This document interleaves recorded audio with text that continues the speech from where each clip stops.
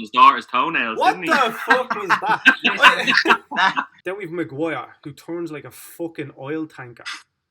He's wrestling our own players as if he's in the middle of a Royal Rumble or something. You're a Chelsea fan. You know all about getting rid of managers.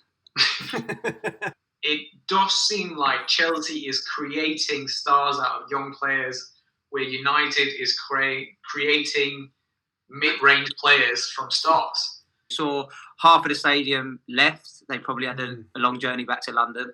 The other half... Did Ferguson not retire like 10 fucking years ago?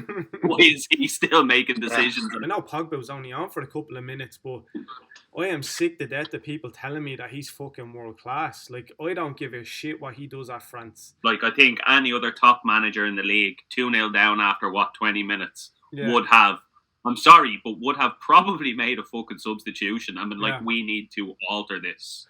But he needs to lose that captaincy. He's not a leader. He makes mistakes, and I'm sick of seeing him pointing at other players, trying to blame them all the time. He steamrolled Luke Shaw. Luke Shaw was coming straight at the ball, could have cleared it.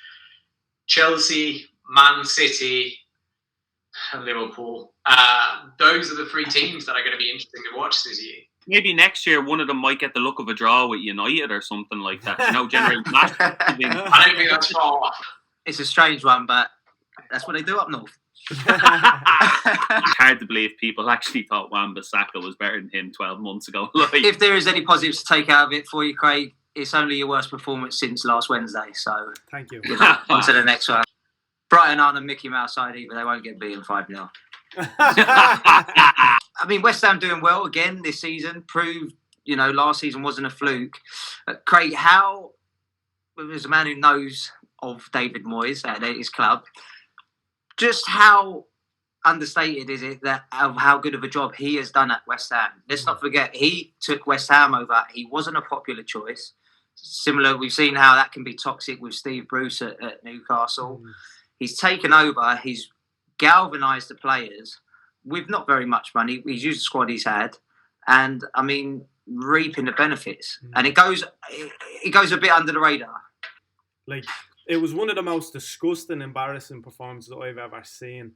We spoke last week about how Chelsea are a bit more fluid without Lukaku. I would still be hesitant to say he's going to be a world-class quality player in the Premier League again. Well, in England, we're a bit snobbish about Europe. I mean, it's a similar thing with the Europa League. But there's teams in Spain, and I'm sure Danish would say, oh yeah, he watched a lot of Spanish football.